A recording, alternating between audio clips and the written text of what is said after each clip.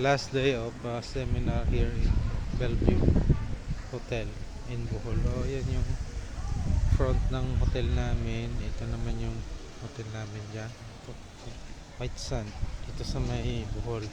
Yan, nag-i-enjoy dito rin yung mga alaga natin. So maganda itong dito area ng Bellevue. Ayan. Kaya lang hindi makapag swimming kasi low tide. Ayan, dito pwedeng mag pahinga habang nag-i-enjoy sa swimming. Okay? Okay, swimming pool. Ayan. Okay, ano muna kami sa palengke. Good morning. So yun, maraming salamat Bohol. Maraming salamat sa Imus government sa pagseminar namin dito. At nag-enjoy naman kahit papano.